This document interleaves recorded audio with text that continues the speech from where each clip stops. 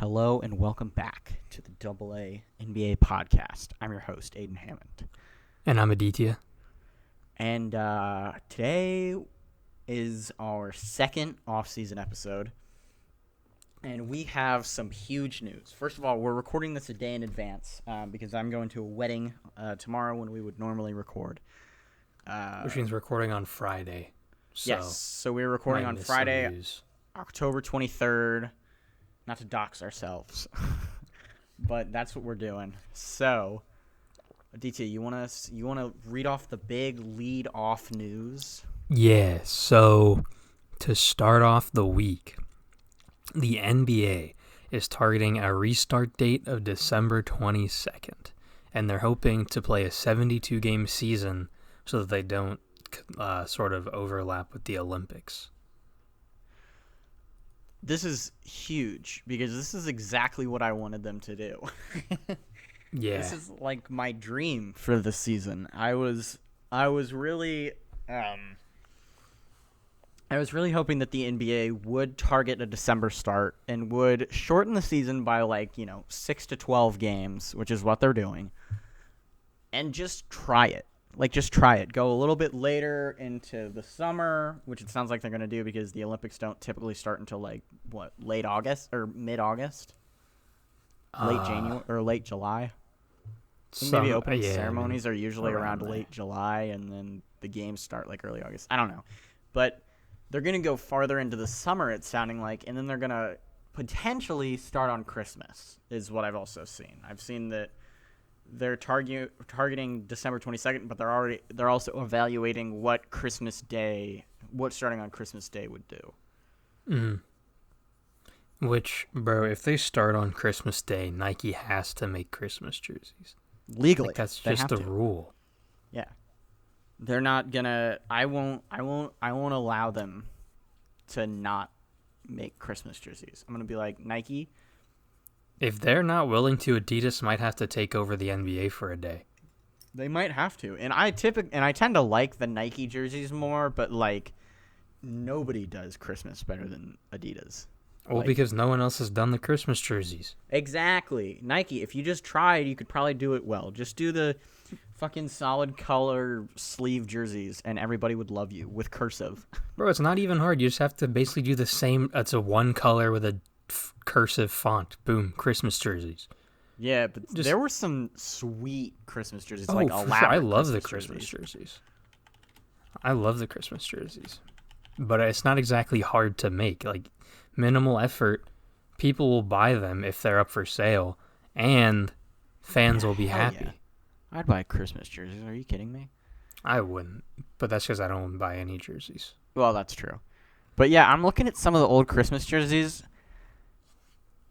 The cursive ones are dope, but and I kind of hated them at the time, but looking back, the sleeved Christmas jerseys with the just logo on it were fucking sweet. Just for Christmas though. And LeBron wore that in one Game 7 of the finals. Those jerseys were kind of clean, and they typically only wore them on Christmas. Yeah. And then there was didn't they do nicknames one year or something? Yeah, I don't know if those were a Christmas jersey, but they did have nickname jerseys. I do remember that. Yeah, I don't know, but they're cool as hell. Yes, everybody likes Christmas jerseys. I actually tended to not really like the Adidas jerseys, but the Christmas jerseys, looking back, they were sweet. They were so sick. Yeah. So that's huge for the NBA. I would really like them to do that, and then maybe just never go back. I would not be disappointed if the NBA was you know what, we'll just leave October to football and baseball, and we'll just go ahead and dominate from February through July. Well, yeah, because that's kind of why bubble ratings were so low, is because they were competing with the NFL. Well, but think about the bubble ratings. The bubble ratings were going crazy before the NFL came back. But the second the NFL came back, that was like around the time, I think that was like around when like the Western Conference Finals and the actual finals were happening. Yeah. That was when it kind of took a dive. Like when it was like, like 4 million people watched this fucking finals game. To be fair, the watching doesn't exactly like. No, when people talk about the ratings, it doesn't necessarily show streams either. Like the NBA finals were one of the most streamed like NFL games or NBA games like ever. Yeah, which makes sense because popularity and streaming has gone up over the years. But like, ratings don't show everything. TV's dying, so. Yeah, I definitely agree. And yeah, so, but that's why you get those numbers with the NFL, because the NBA, like, even if they're getting more streaming than they are television, they're still never going to be able to compete with the NFL. Oh, for sure. When they're playing at the same time. Like, especially this year, like, there was times, like, this is probably the first year that I've actually, like, gotten into watching football, and like, even I was watching the NFL over some of the conference finals and finals. Oh, yeah, dude. Games. I was watching, like, shitty Thursday night football games over, like, I would be like, okay, this Jets game sucks. Let me flip to the finals. Yeah. Like, I was, like, even as a amateur basketball journalist, I was still watching football, like, a lot. Mm-hmm. Or I'd be like, yeah, like, this Western Conference Finals game is really close, but, like, what are the 49ers doing? What's going on with the Eagles? Yeah. Let's see what interceptions Carson Wentz is throwing tonight. But, yeah, so the NBA, I really want to see them do this because they would dominate because, they already dominate hockey's playoffs. They dominate early baseball. Like, what, baseball and part of the WNBA season? No, hockey, too. Okay, well, hockey's not very popular. Well, it's probably more popular than the WNBA. Yeah, that's fair. Well, the WNBA just gets notoriety for, And the hockey playoffs are probably also... The hockey playoffs are kind of, like, underrated in viewership because I think they draw more viewers than baseball does at that point in the season. Because, like, baseball's, like, 30 games in. But, like, hockey kind of competes with the NBA. Well, like, the thing is, with any sport playoffs, like with any sports playoffs, for the most part, people are gonna tune in. Like, I've never watched a hockey game in my life, but if I was like just bored one day and the hockey playoffs were on, I'd probably turn it on. Yeah, definitely. Watch some people just check other people into the walls. Yeah, for sure. Like, yeah. So obviously, basketball would dominate. Basketball is the third most popular sport at the beginning of the season because you're competing with the NFL, which is obviously number one, and then you're competing with the baseball playoffs, which, like you said, the playoffs are probably going to be more viewed than the regular season, especially the early regular season of any other sport not named football. Right. So, like, obviously baseball is second because it's the World Series and, like, championship series is ALCS and NLCS, like that sort of stuff. And then the NBA is next, and then you got early season hockey. So I think that the NBA should experiment with this, and I think they should just, like, keep doing it if it goes well. Mm-hmm. I wouldn't mind. Especially, like, if you're the only sport on, because it doesn't seem like the NHL... I haven't seen anything about the NHL, but I would guess that they would probably start in, like, October or November still. So...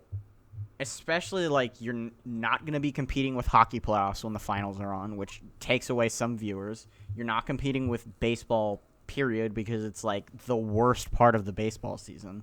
Like, the beginning of the baseball season is exciting because you're like, okay, all these guys that just signed huge contracts, like, let's see what's up. And then you get about 10 games in, and from game 10 to game 150, you're like, okay, who gives a fuck about baseball?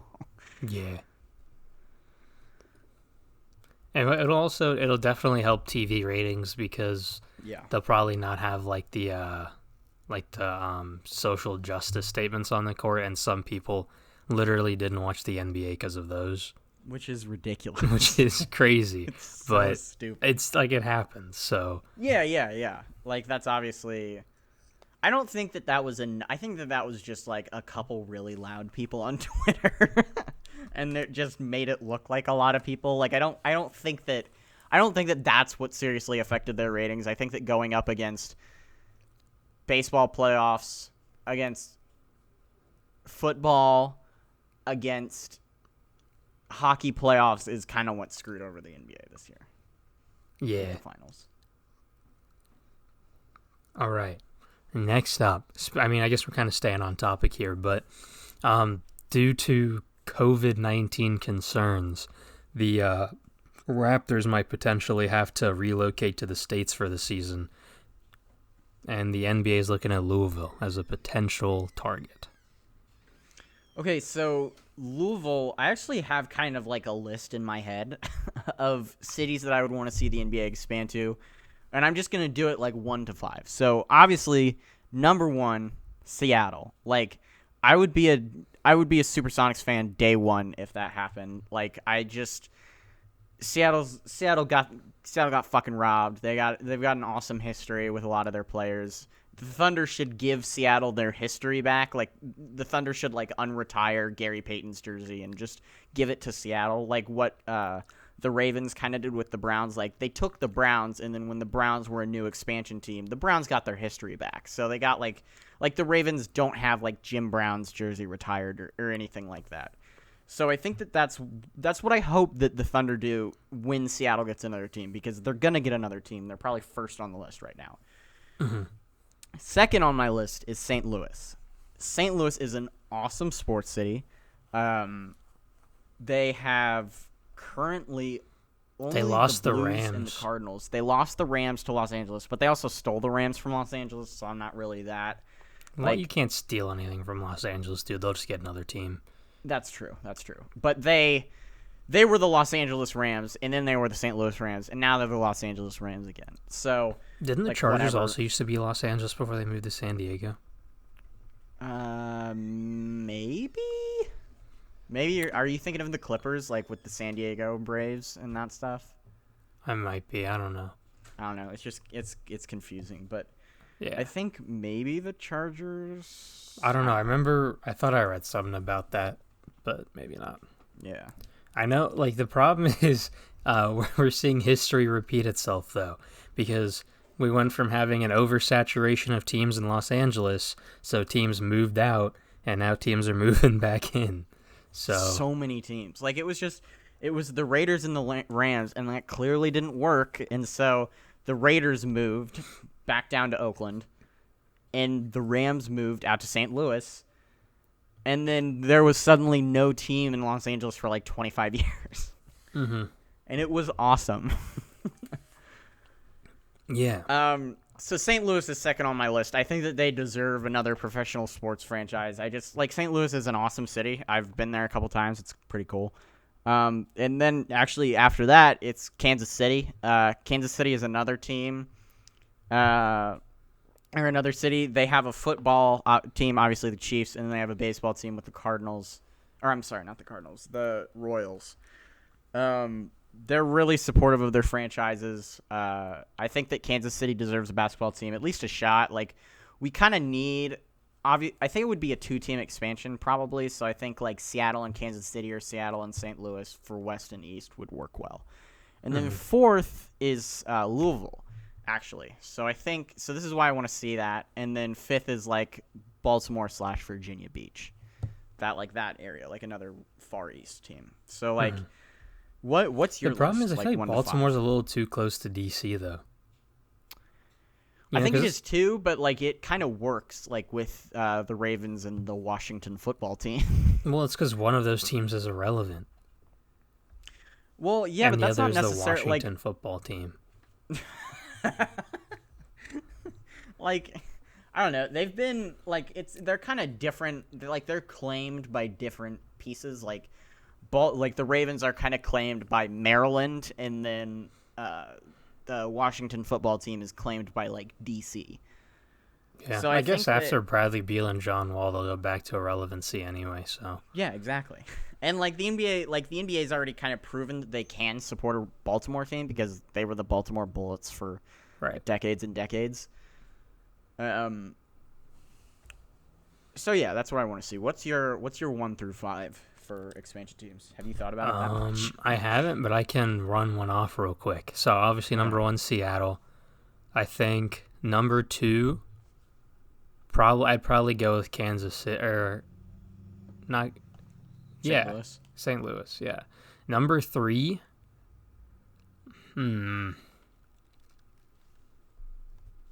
Honestly, like I want to say Vancouver, but I know no free agents are gonna go there. Ooh. But like, because right now you have the entire country of Canada supporting the Raptors, so giving them another team might be nice. But then also you have to deal with travel and all that stuff for two teams. Edmonton. What? Edmonton, Calgary. Like there are other Canadian cities besides Vancouver.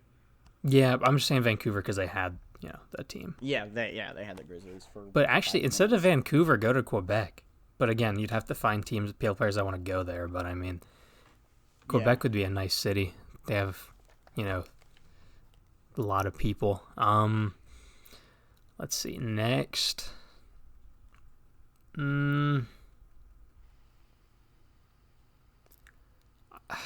See, I don't know because like most states already have a team. Like I was gonna say New Mexico, but like who's gonna go to New Mexico? Yeah. And like Albuquerque, I think Albuquerque's like half the size of Indianapolis. Yeah, so like no one's gonna go to New Mexico or anywhere. Yeah,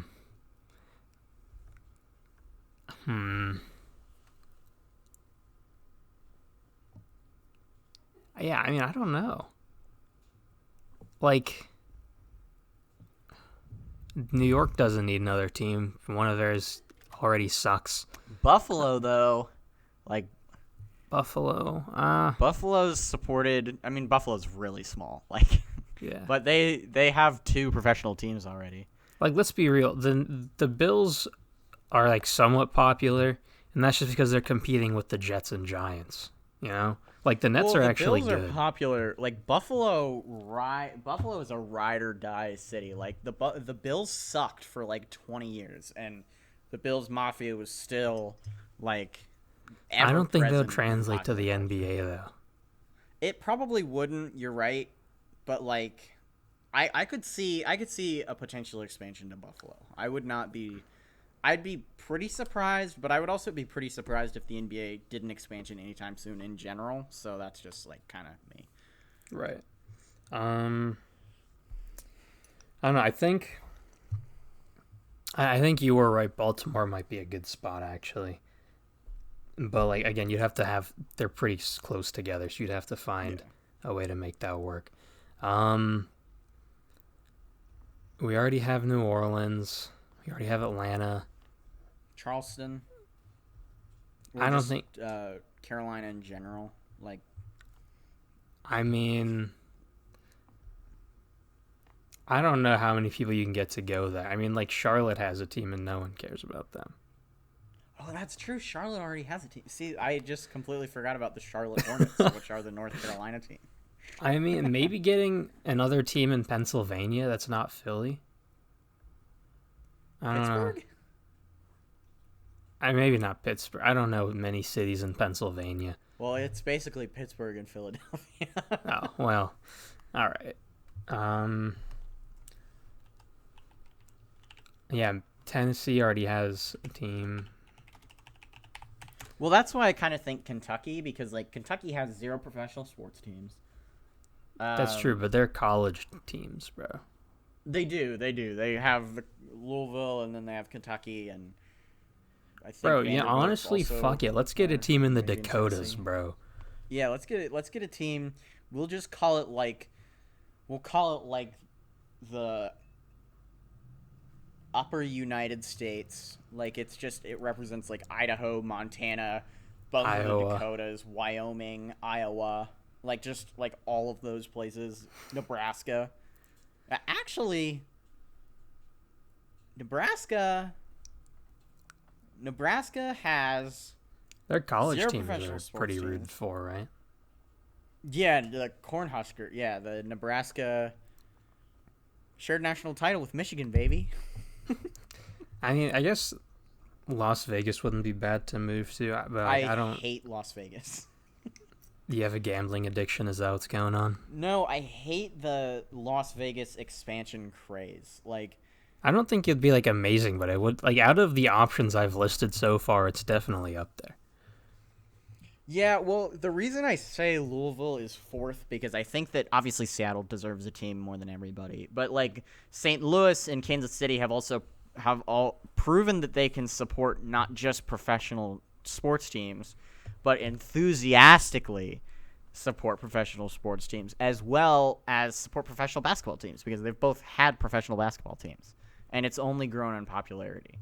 So that's why I kind of think they're second and third, and then Louisville is fourth because Kentucky and Louisville are two of the most popular college basketball teams in the country, and year in and year out. And I think that Kentucky would be able to support a professional team just as well. Like, Indiana supports a professional sports team, and Indiana's like the basketball state or whatever, and they support the Pacers really well. So, and Kentucky's kind of like that as well. Like, Kentucky likes basketball just as much as Indiana does. So I don't know why they wouldn't be able to support a pro team, but I don't know. I'm not sure. I mean, I haven't given it much thought, but I guess I'd go with the few that I listed off. Bro, we got to get that like upper west team going. That combines like Montana, the Dakotas, Iowa, Nebraska, yeah, Idaho. Just get that team going. What about we call it like the upper United States crops? Because like all those places are like known for just crops, and that's the only thing. All those places aren't known at all. Well, yeah, but like when you think of Idaho, if you think of Idaho, you think of potatoes probably. When you think of Wyoming, you think of like the guy that lives think there of Kanye. that farms green beans. Actually, yeah, you think of Kanye. But when you think of Nebraska, you think of corn. Like, when you think of South Dakota, you think of, fuck, what's that Face Mountain thing? Mount Rushmore? Yeah, you think Is of Mount that Rushmore. Is that in South Dakota? It's in one of them. I don't know. It's stupid. Yeah, I think we should move on before we offend one of our 15 viewers. Yeah, sorry, big South Dakota, our huge South Dakota listening base. Like, can you imagine if like 14 of our 15 subscribers were just people from South Dakota? And they all just unsubscribe. They're like, what the fuck? All right, Mount Rushmore is in South Dakota. Hey. Yeah, All what right. do we got? What do we got Next next? So Amari Stoudemire is joining the Brooklyn Nets coaching staff as an assistant to Mr. Nash, which I think is super dope. Yeah, I'm really, really excited for this. I really like that they're getting former players for their staff because I think that that's kind of the only way to make it work with Kyrie Irving is Kyrie Irving needs to feel like he's heard, and there's nobody that's going to be able to communicate with him better than somebody that was in a locker room or that would have been in a locker room with him, like as a player, and like just kind of knows what the NBA is like because, you know, Steve Nash and Amari Stoudemire have both like played good minutes in the last, 5-10 years. Mm-hmm. So they kind of know what a modern locker room is, Yeah, I would say. I don't know. What do you think about this one? I like it. I don't know how good of a coach Amari Stoudemire will be, but I think it's still like, yeah, I think you're right. Like, you're spot on that with a pretty recent player, it'll be someone that he's like, oh, this guy knows what it's like. I can talk to him about my stuff. You know what I mean? Yeah. Because, like, Ty Lue is a player, but he really hasn't played in, 15 years? Yeah, really long time. Yeah. And the NBA's changed a lot since then, so. Yeah. Also, it should be noted that, like, Amari Stoudemire and Steve Nash aren't, they're not Ty Lue. Like, they both know what it's like to be the best player on their team. Yeah. Which is something that Kyrie Irving and Kevin Durant both have kind of struggled with over their career, to be honest. Like, Kevin Durant didn't like, even though I think there's a discussion to be had about who was the best player, the most important player or whatever. He was probably the best player on the Warriors. He was the best player on the Thunder. Mm-hmm. And then Kyrie Irving was the best player on the Celtics. It was a fucking disaster. Like, they both have had issues with, leadership in the past. Like, Kevin Durant obviously has issues with Draymond. So I think that you're getting both of these guys in there who were kind of the leaders. Right. Obviously, Amari Stoudemire had to take a back seat when Carmelo Anthony got to New York. But, you know what I'm saying. Yeah. I don't know. Even if he doesn't end up being a good coach, I still think it's like a cool publicity thing. Yeah, I definitely agree. All right, next up, staying on track with coaches. Stan Van Gundy has been hired by the Pelicans. Okay, call me crazy. I love this signing. Really? I'm the opposite. I really, really like this signing. I like this signing a lot.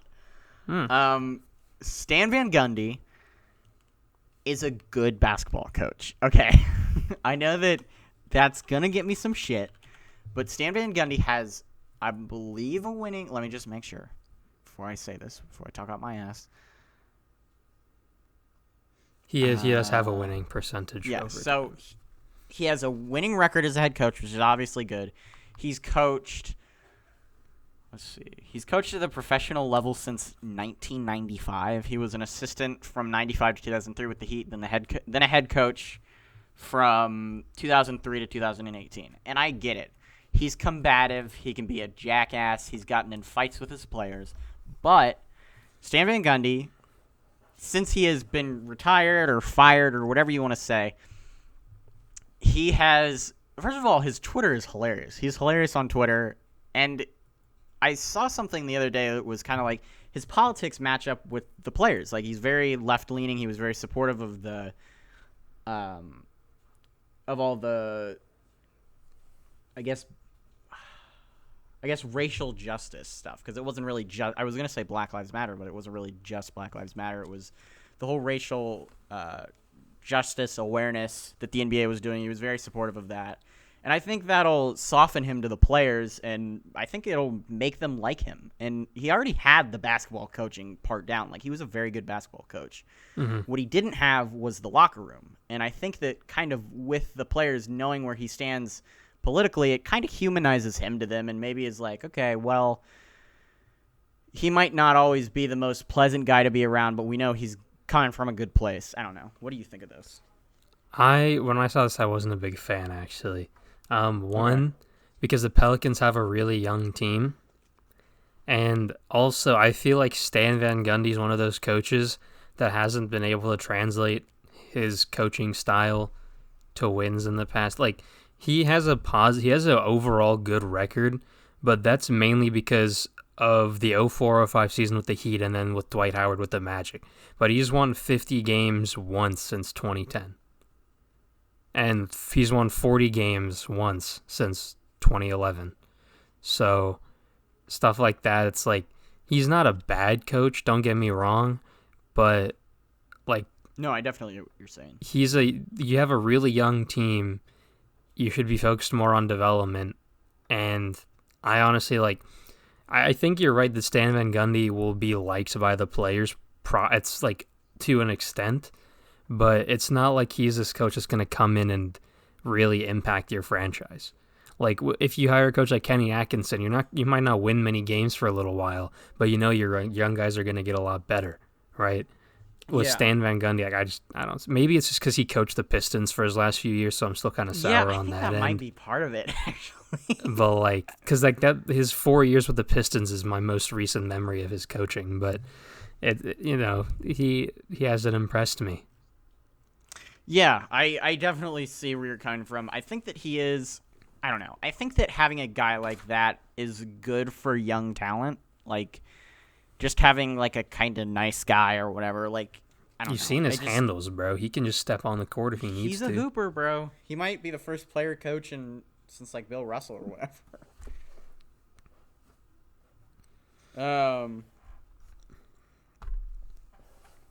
All right, you want to move on to the next thing, or you got anything else to add? I don't. No. All right, next up, the Pacers hire their head coach. Finally, they Nate Bjorkgren of the Raptors. What are you thinking? I am very optimistic about this signing. I am, bro. I was so happy when I heard this. Actually, like I never even heard of this dude, but I was like when I was sent into the chat and I was like, this is a good hire. I like this signing a lot. So do you just kind of want to go through like exactly what we think about it, I guess? Yeah, sure.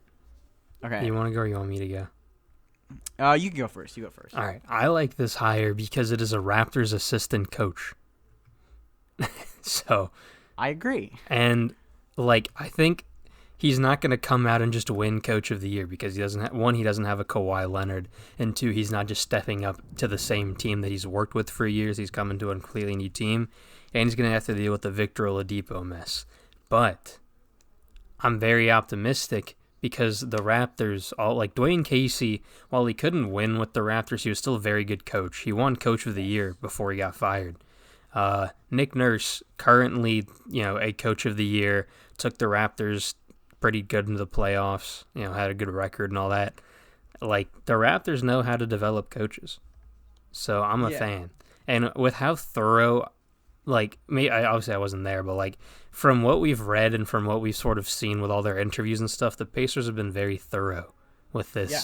I mean, they search. really always are when they hire head coaches. They don't usually just go out and sign, like, big name first day of So the offseason. just based on all of this, I feel I'm pretty confident in this, even though I've never heard of him before. Yeah. So this was one of my. The Pacers did exactly what I wanted them to do. Basically, the Pacers. So for me, I was like, okay, Pacers, go out and get like a big name coach on the market, like really anybody. But I was like thinking like, okay, Dave Yeager, like Kenny Atkinson. I was kind of thinking about Jeff Van Gundy, not really Stan, but Jeff. I was like, maybe he'd be a good idea. When was the last time he coached? 2007. Oh, definitely not. But I was like, I don't know. I was just thinking about it. I was like just running through coach names. I was like Doc Rivers, maybe Mike D'Antoni. And then I was like, okay, well, what about like Becky Hammon? And I kind of came to the conclusion that if we couldn't get any of the like really big name head coaches, which we didn't, I was like, I want to sign somebody from the Eric Spoelstra or the Nick Nurse staff. And that's exactly what they did. So I'm happy with this. I'm happy that we got a Raptors coach. Like, the Raptors have been consistently excellent under Nurse. Their coaching staff has been consistently excellent. Yeah. It's just a good situation. I really like this. I'm optimistic. Yeah. I'm optimistic about the Pacers for the first time in a while. I do. Yeah. Like, I mean, I just said this a little bit ago, but like his first season is definitely going to be rough because it's a new environment. He's got to deal with the mess of Victor Oladipo. It'll be a rough first year, but I am optimistic. I for sure agree. All right. Next up. So that's kind of all the news we have, but we had two sort of discussion things lined up before we go into the next division. So the first thing, so earlier in the week, I guess there's a little bit of news in this one. Earlier in the week, there was a report that Kawhi Leonard secretly told the front office that he wanted them to get him a point guard. And then recently I saw a quote, I forget who said this, but they were like, you need to trade Paul George because you need to show Kawhi that he is that man. Instead of everyone knowing Kawhi's the number one option, but then Paul George thinks he's the number one option. Right? Because like on the Raptors, Kawhi was like, give him the ball, like, when you need a bucket. Because it was like Kyle Lowry, he's obviously good, but he wasn't that guy that was like, yo, I'm the number one option on this team. Same with Pascal. Like, Kawhi was the guy on that team, right? So I just thought that was interesting that if they could trade Paul George for like a pretty good point guard and a pretty good, other position, like what do you think about that?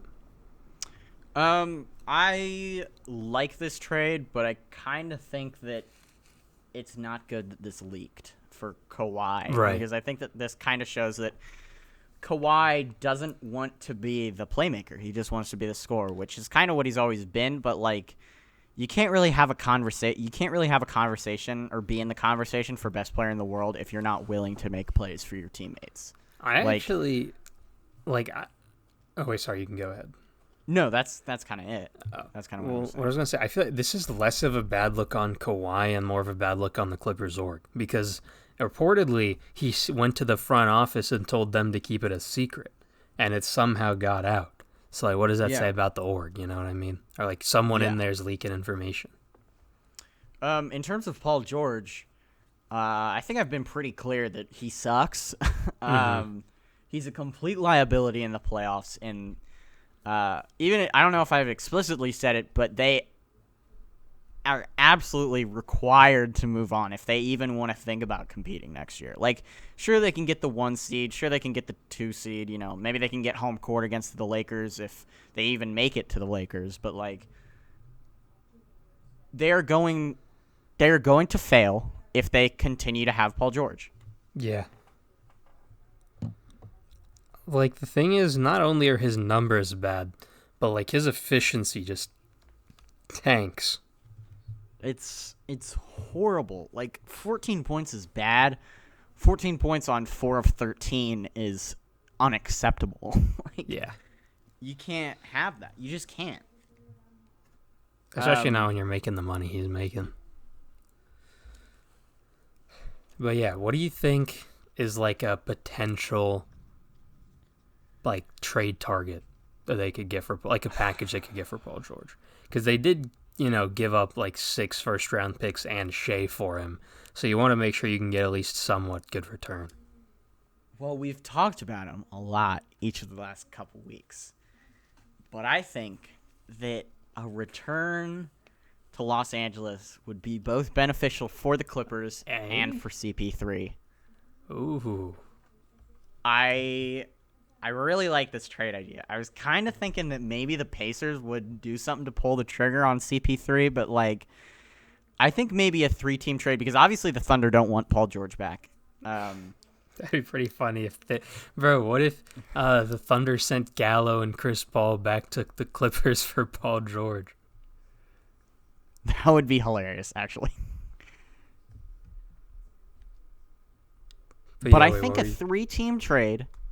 Mhm. I think a 3-team trade between like, okay, so the Clippers. Okay, let me get a piece of paper. Actually, Oh, getting complicated over here. all right. So let me figure this out. So the Clippers obviously get Chris Paul.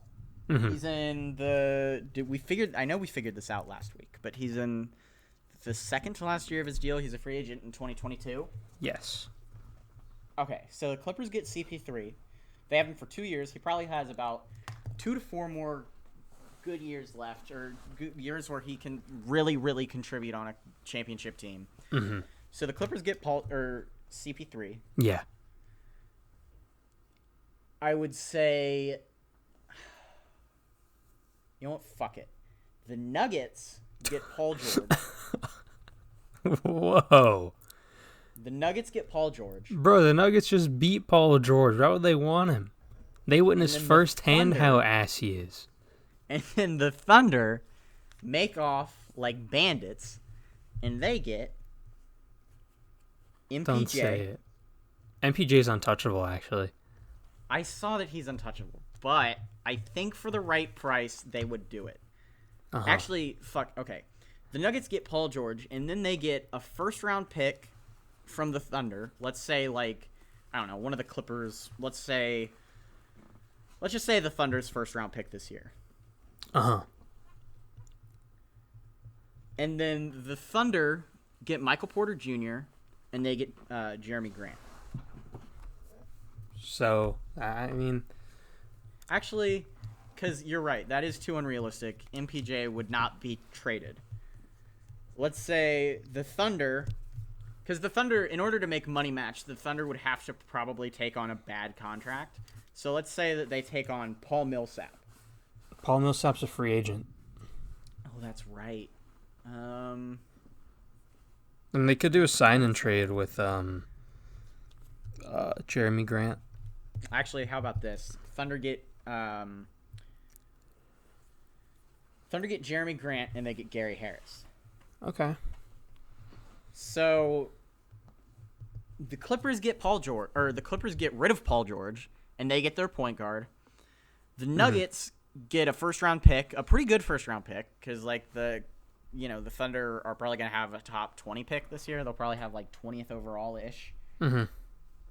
And so they get a first-round pick, and then they get somebody to kind of complete their big three. They've needed a spacing wing. They take a flyer on Paul George, and then they don't have to risk overpaying Jeremy Grant. And then the Thunder take on Gary Harris, who, isn't a great contract for them. And then they get Jeremy Grant, who both of these guys aren't guys that I would want to build around. But if I'm the Thunder, I'm like, okay, we get some young talent, and we get some guys who low risk if they suck because we have picks for days. So we get these younger guys. Maybe they're like, maybe almost like an intentional tank for the Thunder, but they're like, let's just see what we can do with Shea and Jeremy Grant and Gary Harris. And if we can't make it work, we can't make it work. And then we have all these first-round picks to fall back on. Right. So that's kind of the trade that I would envision to both rid the Clippers of Paul George and get the Clippers their point guard. Not bad. I mean, yeah, I think that could actually be pretty good. That is a basketball mind right there. That's a basketball mind, baby. All right, now hear what I got. It's brewing up. Right, you ready? Yeah. 26-team trade. Now, this might get a little confusing, so stay with me. Really? Okay. So every single team swaps a first-round pick with the team above them in the standings, right? What about like the teams what about like the Lakers and the Bucks? That's part of the top 4 teams aren't part of it. That's why it's a 26-team trade. Oh. But the Clippers are part of it because I think they were still second. Wait, wouldn't that be a 22-team trade? Or just like the first and second in each division? The first and second in each division. But you put the Clippers in, take out the Nuggets because they beat them, right? So, but what happens is while all this confusion of the first-round picks is going on, the Clippers pull a little fast one on them and throw in Paul George and get like the 3rd overall pick. Wait, but the Clippers are the 3 seeds, so that means that they would get the 15th seeds pick, right? Because it just like loops back around. Because obviously they can't get the Nuggets pick. Right. Oh wait, no, the Clippers were the 2 seed. Well, that's what I'm saying. You swap them in the Nuggets because the Nuggets eliminated them, right? So while all this confusion's going on about like who got what pick, because technically you're supposed to swap with the team above you. But if you swap with the team above you and then the team below you wants to swap with you, like it could get kind of confusing, right? So all these teams are talking about, yo, what pick do I have? And then the Clippers come in here while all these teams are like in the chaos and they're like, here's Paul George, give me the 3rd pick. And some teams like, yeah, whatever, I got to get on with the rest of these calls. Boom. And you just fleece someone out of the 3rd pick for Paul George. Boom. Easy. Great idea. Or, like, you could have just simplified that by saying, like, the Clippers, because they're the 3 seed, they get the 15th seeds pick, because the 15th seed... Wait. Never mind. I think I misunderstood this. I'm telling you, bro, it gets confusing. Yeah, it does. It does. It really does. All right. So, the Thunder. Next up was another sort of discussion topic I had about, do you think that like after the bubble, because of the break, because theoretically it's easier to play in the bubble, do you think recency bias is at a really high point right now? Especially after the Heat just made it to the finals.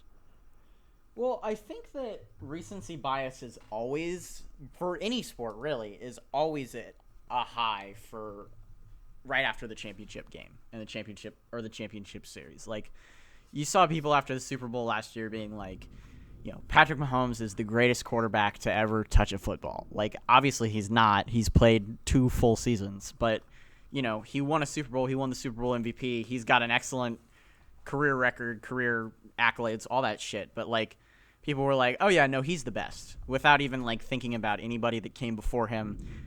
You see it in basketball every single fucking year, where it's like, "Oh, Kevin Durant has another ring. Well, he's like the greatest scorer ever," and then you're like, "Wait, didn't like Michael Jordan and Kobe Bryant like happen?" And then it's like, well, like didn't James Harden average like 36 points per game? And it's like, yeah, but Kevin Durant did it most recently, and he did it in the playoffs. Mm-hmm. So I think that there's a degree of it every year, but I think that it is significantly heightened this year. Yeah. And I think that part of that is because we didn't have basketball from March until August, or I guess technically July 30th. But like we didn't have basketball for like 6 months. So I think there is a degree of recency bias. I definitely think there is. Yeah, because I was gonna say, because Twitter's been going wild, dude.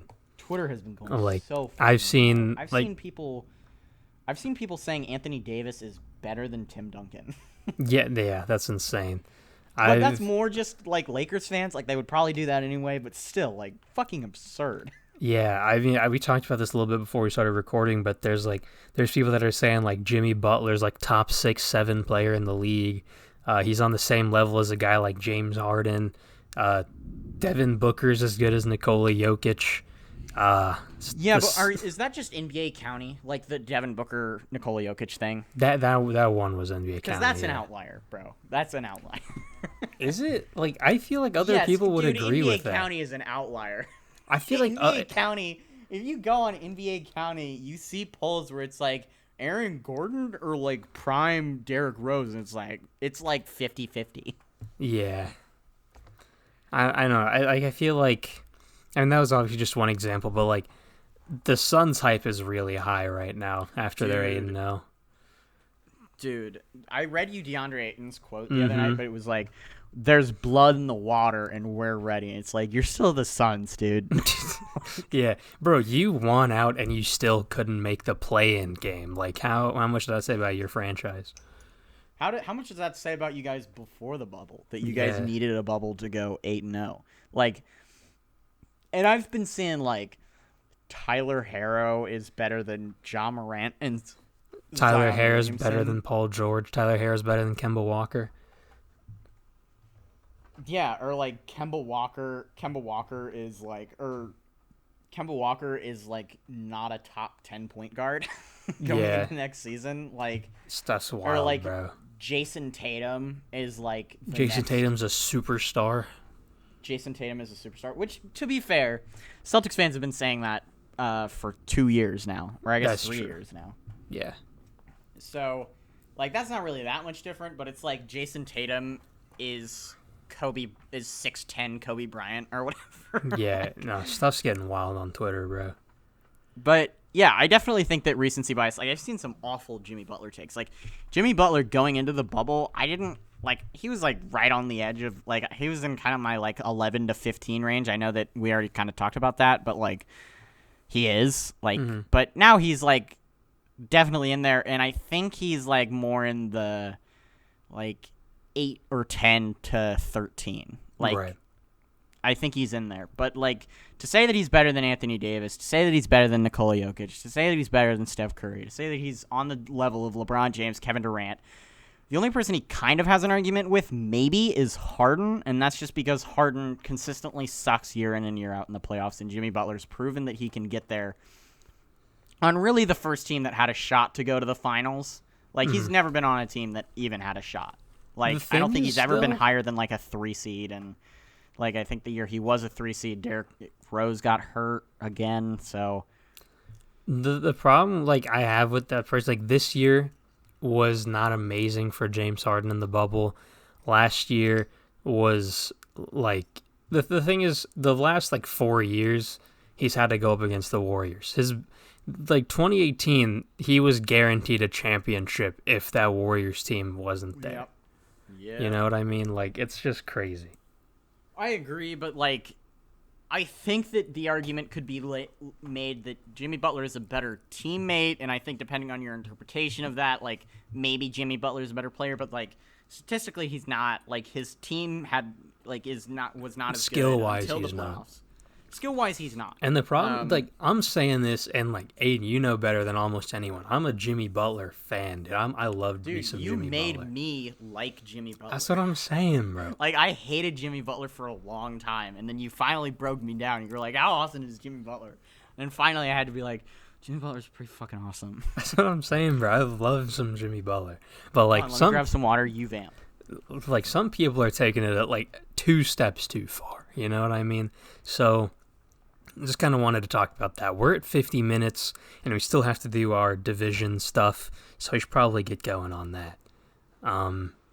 So for this week, we are going to do the Southwest Division, so that's Rockets, Mavericks, Grizzlies, Spurs, Pelicans. And this is one move or one signing or whatever that team needs to do to sort of elevate them. Either make them a playoff contender if that's what they're going for, or help them win the lottery if that's what they're going for, whatever this team's next steps are. So, okay, you want to go top to bottom? Yeah. All right. First up is the Rockets. With the Rockets, the most polarizing, I would say probably the most polarizing franchise in modern basketball history. Yeah. Or I guess in the last 10 years, I don't know, the Warriors are maybe more polarizing because of the whole Kevin Durant bullshit and the changing the game, the way the basketball is played. But Houston is consistent. It's, I guess, maybe most shit on franchise. Yeah. Because Houston has been largely awesome for the last 10 years. Or I guess since acquiring James Harden. They've been pretty fucking great for most of that time. Mm-hmm. I think the one move the Rockets need to do, somehow find a way to trade for a center like Clint Capella. Oh, jeez. You good? Jesus. Yeah, that was a huge thunderstrike. Yeah. Sorry, my idiot dog is going off in the other room. But yeah, Clint Capella, or someone like that. A center of any kind, really. That's not Tyson If Chandler. only they had a guy like Clint Capella already. Yeah, if only they could have found a way to get a guy like Clint Capella on their roster. That was so dumb of them. It was so dumb. But okay, so let's say, sorry about that. I can't pause the recording because I'm worried that I'm not going to be able to get it back with the way that my Audacity has been acting this last month or so. So I think that they need to get rid of Russell Westbrook. Yeah. I'm going to say that very quickly so that I don't have to come to terms with what I'm saying. I think that they need to get rid of Russell Westbrook. I think that trading for a more traditional point guard would open up the floor. And quite frankly, Russell Westbrook is a spacing nightmare for any team that he's on for the last really 5 years since he forgot how to shoot three-pointers in 2015. But he is... I really love Russell Westbrook. I like him a lot. I wouldn't just say this, but he figured it out and then he forgot it. He figured out how he needed to play with the Rockets. And then he was like, what did you guys want me to do? And then he just stopped fucking doing it. And I don't know why. Yeah. So Russell Westbrook needs to be traded. And then I think that the Rockets need to figure out a way to trade up, and I think that they need to get, a point guard, a really good point guard, maybe LaMelo Ball. If they could figure out how to get that Charlotte pick, I would recommend them to take LaMelo Ball, or if they can even trade up and get, a guy like Obi Toppin, maybe James Wiseman if they can get up that far, but they need either a big guy or a point guard in this draft. Do you think the Hornets do Russell Westbrook for the third pick and PJ Washington and then some future assets? I mean, besides just making fun of the Hornets and making fun of Michael Jordan because he's a terrible owner, I think that that is a realistic trade, actually. I think I could see a team, realistically, especially a team that's kind of down in the dumps, like the Hornets, giving up One of big the Hornets assets ever been up? for Russell Westbrook. That's true. Like, they haven't really been good since, like, the 90s. Yeah. Like, when they were, like, the original Charlotte Hornets. When Michael Jordan was playing against them, not owning them. Yeah, exactly. I would say, like, a third pick, PJ Washington, and maybe, like, a future first could probably get them Russell Westbrook, and I would say that that's probably a bad trade for them. Yeah, I mean, I was just throwing that out there because I think I said it last week or 2 weeks ago that the Rockets should trade Westbrook. Yeah, I think that they got to trade Westbrook. I don't remember what I said, but I don't know. I think that I probably said that they should keep them and they can figure it out, but, like, you've been an adamant Russell Westbrook defender, so I wouldn't. I am an adamant Russell Westbrook defender, but I have, like, since this whole playoff situation and just seeing what happened, like, he's not the guy. He's not the guy in Houston. He's not the second guy in Houston. He's not the third guy in Houston. He's never going to be the guy in Houston because he fucking figured it out and then he forgot it. So, yeah, Russell Westbrook, I'm rooting for you so much, dude, but, like, you make it I don't know. sometimes. I don't know where you go from here, dude. Like, you make it fucking hard for me, dude. Because it gives guys like Christ. me and Noah so much ammo. Well, I've kind of backed off. Like, I was like, Russell Westbrook can still shoot. When we first started talking about him, you guys were like, no, he fucking can't. Yeah. And I was like, you're right, he can't. But, like, I still think Russell Westbrook can be good. Oh, he's an MVP. I mean, he's clearly bad not player. the guy in Houston. Again, he's clearly not the guy in Houston. He's not the second, third, fourth, fifth, or sixth guy in Houston. He can't match up well.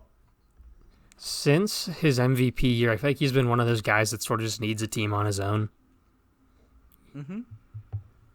I agree. I think that he could get Charlotte to the playoffs, but, like, you're trading for a 31-year-old. You're trading for a 31-year-old point guard who relies on his athleticism. He's probably going to be good as he is until he's 33, 34, and then he's going to fall off a cliff, and I would say Russell Westbrook will be retired and out of the league by 36. Unless he can adjust his game, which we know he can. Again, we know you can do this, Russell Westbrook. Unadjust his game, because he could shoot, like, okay when he was younger, and then he just couldn't anymore. Or even just, like, what he did this year, where he stopped shooting, they were really good, and he was like, I'm just going to start shooting again. I think I can do it. Well, no, but what I'm saying is, like, when he gets older, he's not going to have his athleticism. He should, like, develop his jump shot. But he had a jump shot, somewhat, and then he undeveloped it. He's shot, okay. He's not, like, an amazing shooter, but he's not bad. He shot 35% from three before, though. Yeah. I guess 34. But that's solid. That's like league good. average, or like slightly below average. His league MVP year, he shot 34% from three, and he's never shot above 30% since. And he had a career low, or I guess second career low, because in 2009-10 he shot 22%, but he shot 25%. Yeah. This year, like, that's ass. That's some ass. So they got to deal Russell Westbrook, and I think that if they can get a high pick, I think that they should take a big guy or a point guard. Just somebody who can fucking space the floor or get rebounds. Like, Jesus Christ. Because I also think that Robert Covington was not the problem. Like, they got shit on for that trade because they traded Capella, but, like, Robert Covington was their problem very good wasn't trading Capella. He was probably their second best player in the playoffs. The problem wasn't Robert Covington being traded there. The problem was Robert Covington being their tallest player. Yeah. Which, like, you can't. Yeah, I think that if you get a big guy, if you get a point guard, and if you get rid of Russell Westbrook, I think that team is once again contending next year, or at least a regular season contender. Yeah. I think that team is probably better suited to win playoff games, though. Yeah, I agree. All right, next up we got Dallas. I am excited to talk about Dallas. All right. Oh, man. I like the Mavericks. Mark Cuban is a huge jackass, but I tend to like him. I love Mark Cuban. What do you mean? I know, but he's a fucking jackass, dude. But he is an amazing jackass. I know, but he's a jackass. Bro, So- he had his bar closed down because someone under 21 won Yeah, a that's wet not t-shirt good. contest. No, somebody How under can 18. someone- It was like I thought they were like 19 or 20. no, it was bad because an underage girl, like not legal, won a wet t-shirt contest. That's why his bar got shut down. See, that's if hilarious she was like, though. if she was under 21, like it would have been, she probably would have just gotten her ID taken away and like whatever. But like it's because she wasn't legally able to consent. Was why he got his fucking bar shut down. See, but that's we're hilarious. we're from Bloomington, where he went to college, so like all of our teachers where that this live bar there tell us the existed. story. Yeah, I didn't even know where it was. I don't know, bro. Mark Cuban's a goat. So, and obviously Dallas has. Ooh, actually, let's talk about this for a second. So Vegas MVP odds opened this season, and Luka Doncic and Giannis are tied for best MVP odds for this year. I expected Giannis to tank because voter fatigue, and he hasn't been able to do it in the playoffs. Yeah, nobody wins 3 straight MVPs, especially if they're this bad in the playoffs, Yeah. or at least in basketball. So the Mavericks. I'm super excited for the Mavericks. I think that they're going to be a spicy team next year. I don't know if they're going to be a top 5 seed. I don't know.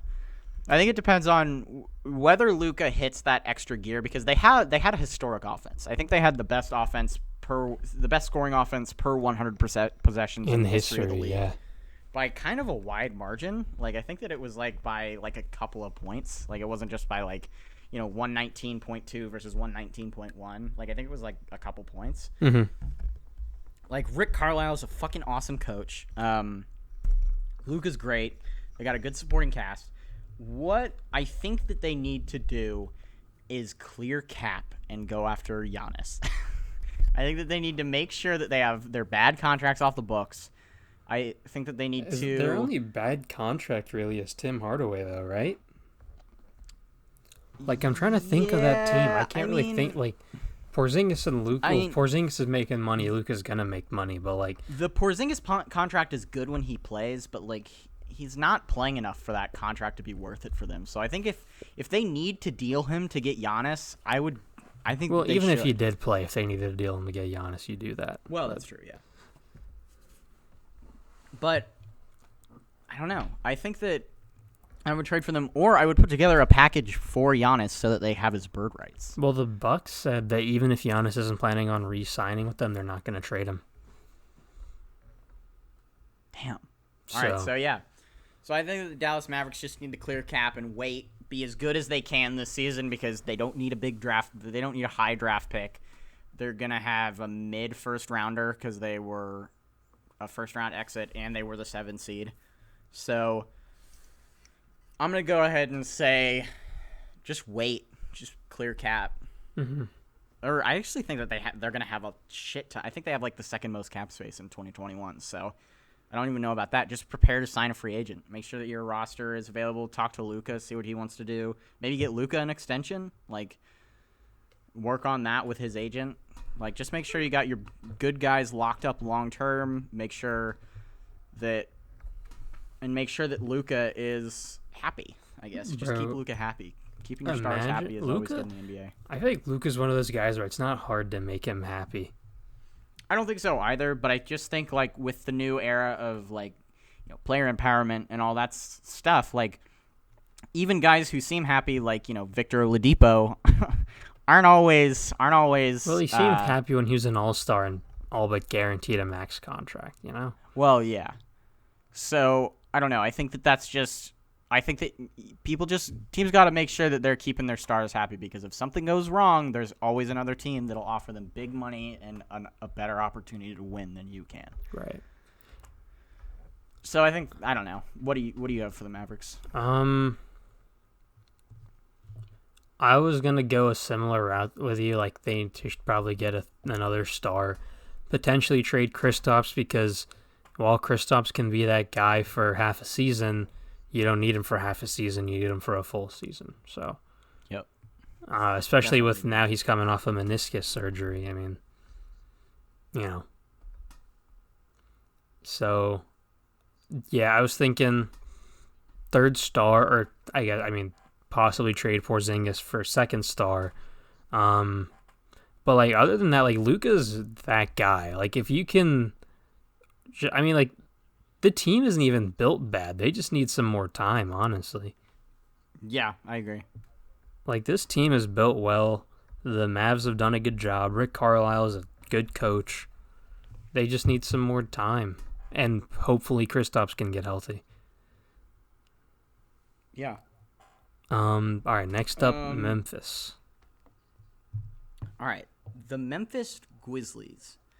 The Memphis Grizzlies are another team that I think is just like a couple years away. Like, I don't know what they really need.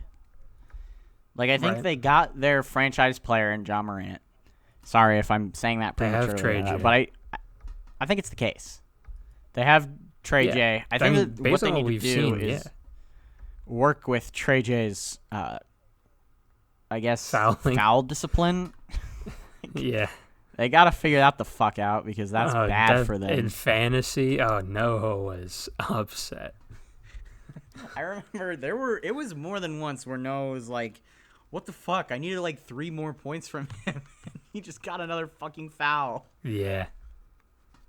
But yeah, so they're good. I like Jonas Valanciunas on that team too.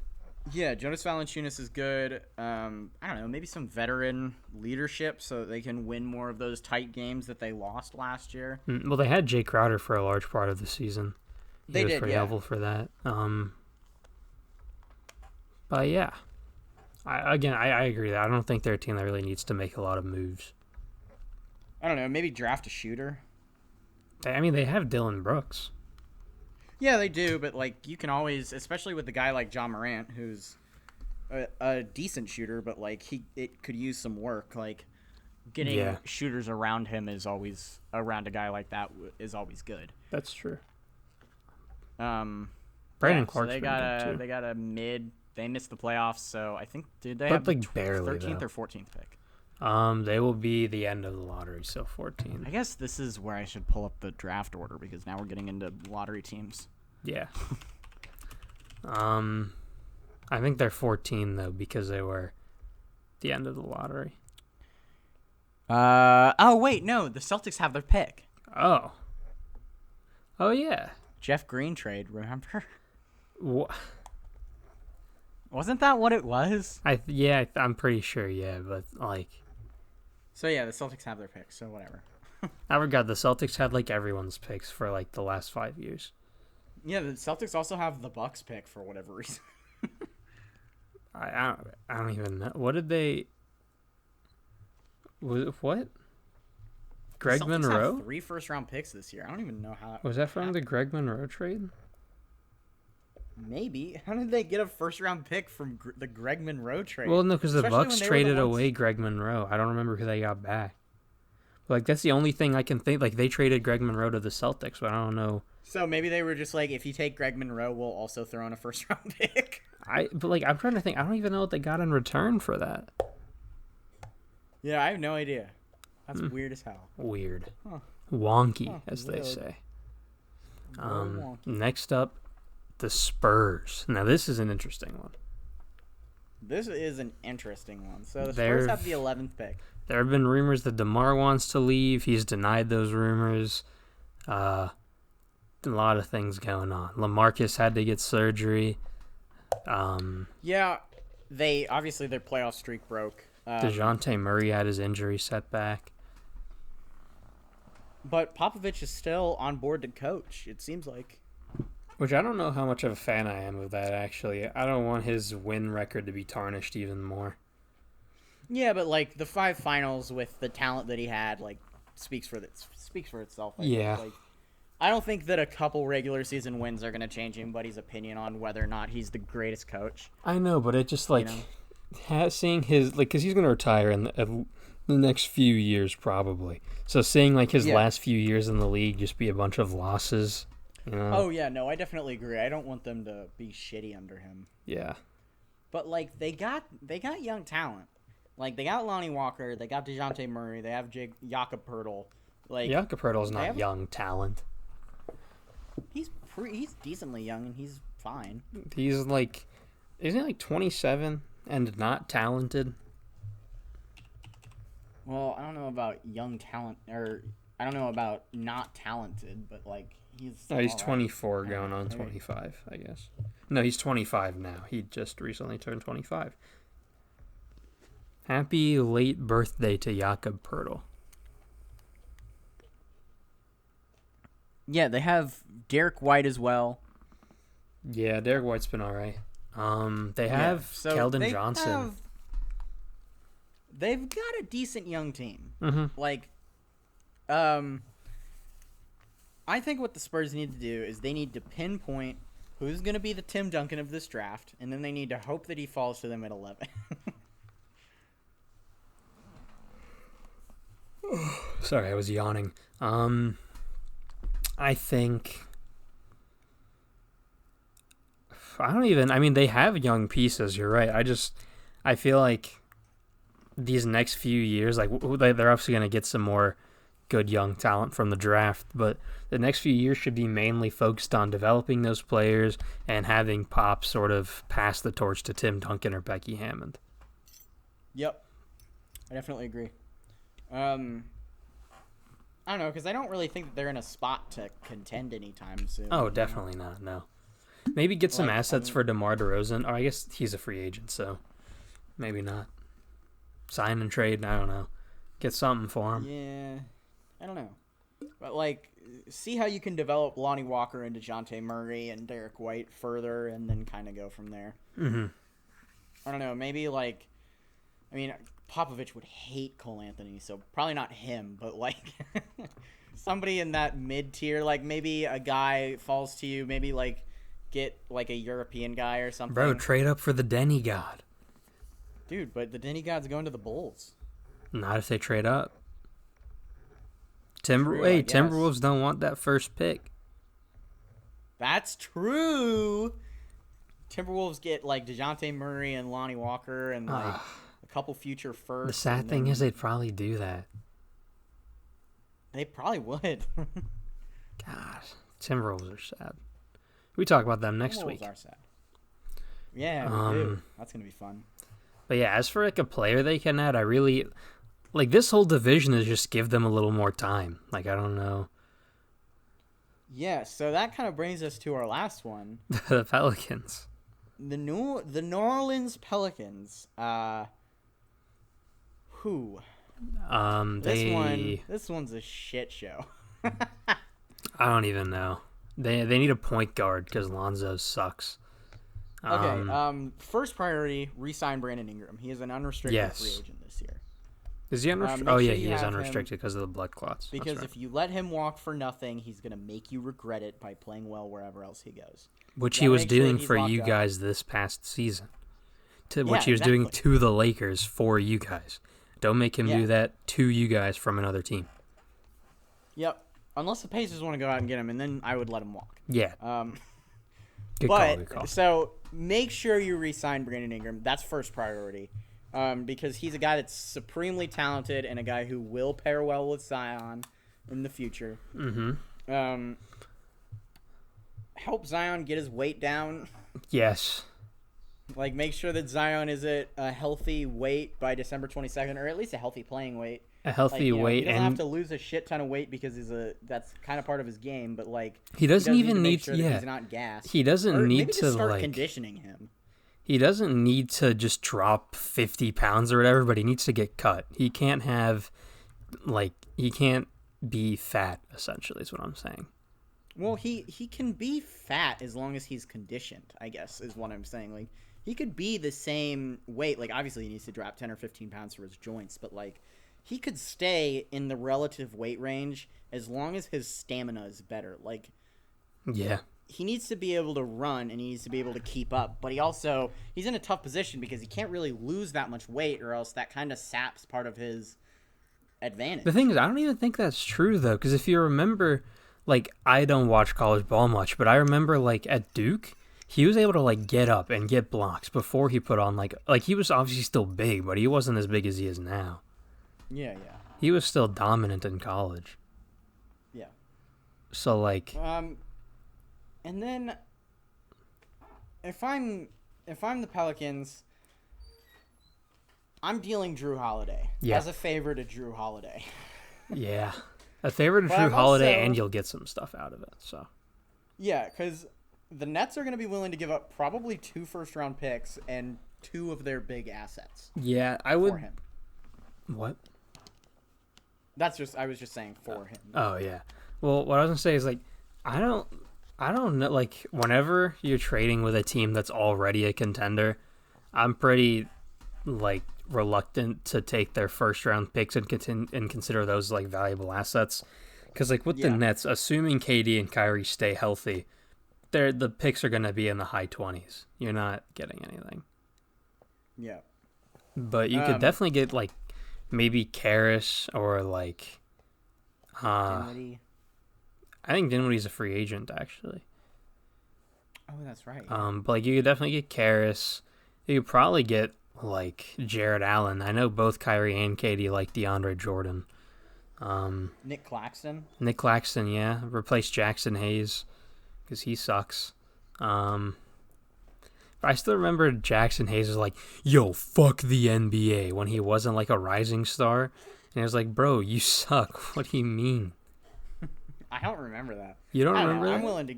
I think Jackson Hayes needs a little bit more time. He was a raw prospect coming out of Yeah, college. maybe I just don't like him. Yeah, maybe that's it. Maybe his complaining about not being in the Rising Stars Challenge bother you. You have Yeah, to say he sucks after one kind of shitty rookie year. yeah. But yeah. I mean, I said it at the beginning. Get a replacement for Lonzo. And actually, like, because Lonzo's a fine playmaker, but you can't be It's okay. You can 6'5". He sucks. He sucks. You can't be 6'5" and getting the Ben Simmons treatment, dog. Like that doesn't work. But yeah, I don't know. You got anything else to add? I don't. All right, then that is all for this week. A bit longer, but I think that's fine. More content. So yeah, thank you all for watching. Check out our individual channels in the description. Twitter's in the description. Podcast emails in the description if anyone wants to like send us whatever. Yeah, we upload every week. Like the video if you enjoyed. Subscribe if you want more. And thanks for watching. Yeah, thanks. Bye.